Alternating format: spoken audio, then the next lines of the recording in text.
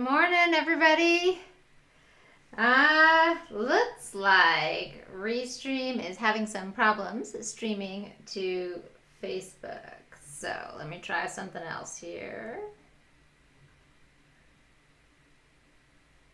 Start stream. See if it works. We do our best, right? Good morning. Woo! It's a new day. Let's do it. Let's do it. Let's do it. Jump up.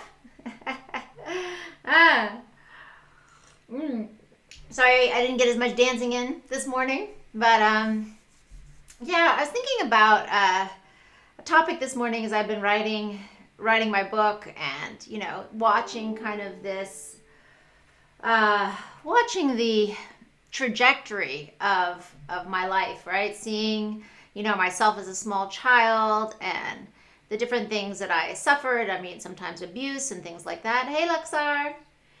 Hey, Omar. Hey, Gabrielle. Seeing myself as a child and seeing, the things that I suffered or went through, and the tactics or the techniques I used to deal with those things that I suffered. And then how those things continue to play out in my life. Hey, dear. Good to see you. How those things that I created, those tactics I created even as a child to deal with pain and suffering, and then how those played out in the trajectory of my life, and then how they play out in my life now, and whether I still want them to be playing out in my life now. Right? So, like for instance, when I was a kid, I had like 5 older brothers and a dad, and I grew up on a farm, and it was very kind of tough and competitive, and you had to really keep up, or I had to keep up, or I was going to get left behind, and that was the worst thing in the world, to get left behind, right? So, the whole attitude was about being tough and strong and not crying and not being a sissy. And then like for myself too, I was learning to say, okay, well, this is like, trying to kind of shut down. Like when you feel pain, if you're not supposed to show it, or you're supposed to be tough, then you're trying to shut down or suppress that pain. And then another thing was, so for instance, and I'm sure it's happened to all of us, right? At some point, right? Hey, Lisa. Hey, Samura. Aw, kiss, kiss. Yeah, so then it's happened to some of us where, maybe we had our hearts broken, or we were hurt, or, for me, even as a child, like 10, 11, 12, 13, 14 years old, experiencing that, because I grew up in a very different world where we were sort of thrust into relationships and sexuality at a young age, experiencing that rejection from boys, and like experiencing that thing where they kind of like they play up to you because they want something from you, and then then they disappear, right? So and then even as we get older, I'm sure everybody here has experienced that, right? Hey, David. Men and women, we all experiencing it. So but then the thing was like, what did I do? What did I do to deal with that? Because I was very analytical, and I still am very analytical. That's how I break down things, and I can simplify things, and I can understand things at a different level. So for me, even as a young, preteen, 11, 12 years old, I was analyzing my emotions. I was breaking them down, and I was saying, wait, I don't want to feel this way. I was saying, I don't want to feel this way, right? I want to protect myself against this, right? So I started to create tactics to kind of protect myself. And some of them were smart, right? Don't get involved right away. Don't give your heart to somebody right away before you even get to know them, Hey, Fern. Hey, Morgan. And then some of them were maybe not so smart. But the thing was like, how did analyzing my emotions, stopping myself from feeling that, those fluttery feelings or those emotional feelings of like, woo, the butterflies and all of that emotion. I remember literally as a young teen, forcing myself to stop feeling those things when I met a new cute boy. And I would just be like, no, don't do it. He's just going to break your heart. just watch and wait and like try to find as many things wrong with him as possible, so that this emotion passes quickly, right? And then you can look at this objectively and see if he's somebody you want to be with. It's very interesting that a young teen is doing this sort of using these tactics, but I guess I'd learned, from a lot of hurt and heartbreak that this was not a fun path necessarily to be on.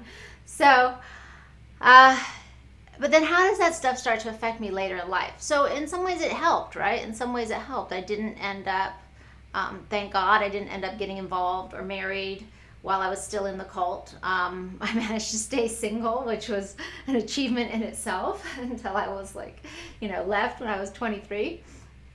Because most of my older siblings all got married while they were still teenagers. And then, so in some ways it helped, right? In some ways, learning how to be tough with my brothers and be like, I don't care if I'm cut or I've got blisters on my hands, Yeah, Luxar says I also feel the same. Yeah.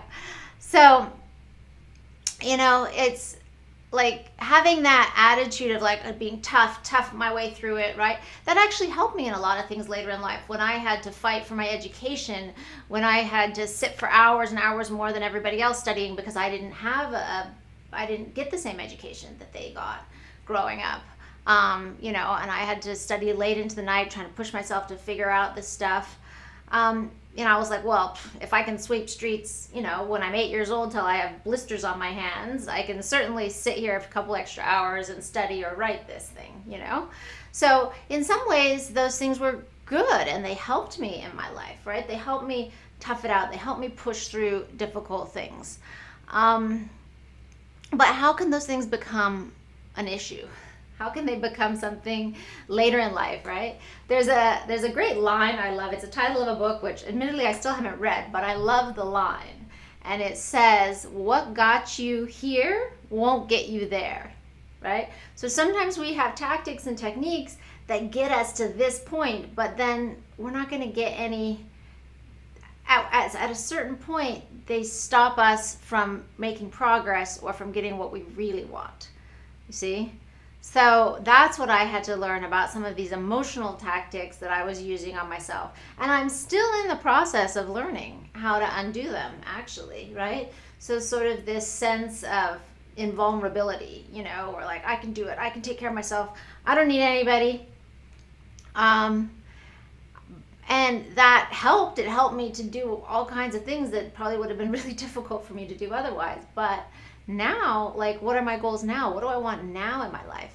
Because if I want connection, if I want romance and falling in love, and actually not just romance, not just being in love, or not just having a boyfriend, because I've done that, but like being really ready to say, okay, I want to actually make a commitment to somebody. I want to have a family, right? That takes a whole other level of vulnerability that I don't know that I have really gotten to yet with anybody, and that, hey, toxic giraffe, hey, Catherine, that can be really tough to get to that level of vulnerability for some of us who did get hurt a lot, and we learned to, create all of these techniques to protect ourselves.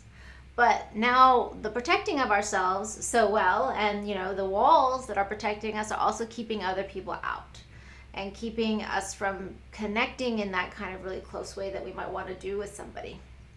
So, and then also another one is what I was talking about earlier, right? With like suppressing emotions and just saying, I'm just gonna be tough and I'm just gonna get through it and do it, right? That did help. That helped me get through a lot of shit, okay? But now I'm like, okay, well, maybe it's time.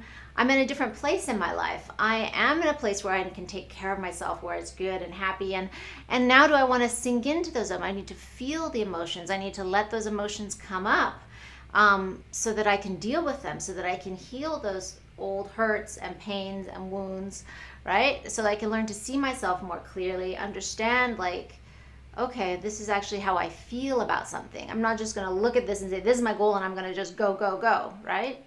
So it's shifting into a new mode, I guess, as we heal. So if those things are things for you where you're still in that time in your life where it's just like, just life is really tough and you got to just push through. Sometimes you just got to do that. But then eventually you might get to a place where you're like, okay, well, things are better now. Things are pretty good. Bonjour. Hey, Mehdi. Hey, Yusuf. Hey, Laksar. Thank you. Hey, Anna. But then you get to a place where you're like, you know what? These tactics that I use to protect myself are no longer serving me. They're no longer helping me. They're actually hindering me from really achieving my goal of love and connection and deeper knowledge of myself. So I guess that's just what I wanted to share today is sometimes as I'm doing this book, as I'm writing my memoir, right, it's tempting to be like, okay, I suffered all of this stuff and I did all this stuff and then I left the cult and then I learned all these great things and then life was perfect and I went to school and I got a good job and life was all great, right? But that's false, right? That's not true, right? I went to school and I learned all this good stuff and I got a great job. And then I still had to deal with emotional trauma and all kinds of other issues, all these things that were coming up, being unfulfilled in my job. Hey, Silva, here in Brazil. So then I had to, so it's kind of fake when people are just like, okay, I pushed through, I did it all, and now here I am, and I'm great, I'm perfect, I'm wonderful. But we all are still dealing with all of these things every day, right? We're all still growing and learning, and that's part of the joy, I mean, you can get to a place where, like I am now, where I'm genuinely happy. I'm genuinely happy. Like, the things that happened to me, abuse, rape, other stuff like that, they just don't bother me at all. And I live my life and I'm happy inside, deep inside. So you can get to a place of healing like that. But doesn't mean that there aren't going to be old patterns that you picked up. Hey, Luca. Yeah, Laksar says ignore shit. Yeah, a lot of times we do that. We just want to ignore shit, right? And sometimes when we're in the moment, we have to do that. But eventually we want it when we're in a place where we can take some time for ourselves and heal, then we want to go back and heal that shit. Heal the shit that happened to us. Because otherwise it can keep us from what our real goals are. And like for me, my real goal has always been happiness, genuine happiness, and all of the things that bring that to my life. And I don't want to just say, okay, well, this bad thing happened to me, so now I'm damaged or now I can't be happy. Oh, thank you. Best motivational speaker. Thank you, Lexar. But I was determined. I said, no, I'm absolutely going to be happy. I am not going to let this stuff hold me back. I'm not going to let anybody else tell me what it should be. So, anyway, we'll talk about that another time. But I just wanted to say that for all of us, we're all on the journey. We're all on the journey of it. And, it's a journey that is, it's continuous and it's beautiful and it's amazing. And once you get in the flow of the journey, it's wonderful. And it's cool, right? Like at first it's kind of tough. It's like it hurts and it's hard. But once you kind of get used to it, right? Like when you're running, at first, it's such a struggle to run. Oh my God, it hurts and I can stop breathing and you're getting a stitch, right?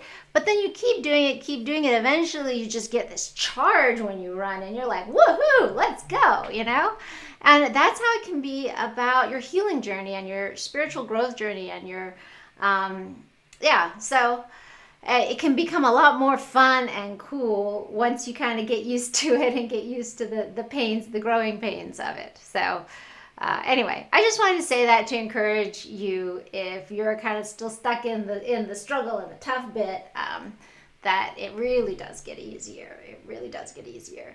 It doesn't mean you're done with it, but it gets easier, and that's a beautiful thing. So I hope that you have a beautiful day.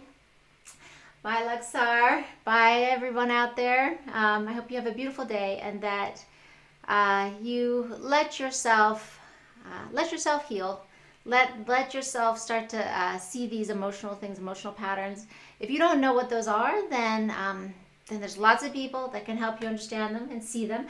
And tomorrow, I'm going to teach you guys something that will help deal with emotional storms. I'm going to teach you something called tapping And it'll help you right in that moment. Anytime you're having like some big emotional issue or emotional storm, you can go to this tactic and use it. It's a good tactic, okay? I got lots of tactics. Thank you, Lexar. All right, so I'll teach you that tomorrow, and I hope you'll take that with you and be able to really use it anytime, like, you know, you're anxious or frustrated or fearful or any of this stuff comes up. I'll teach you something that will help you manage that, okay? All right, you guys have a beautiful day, and I will see you later. See you tomorrow. Bye.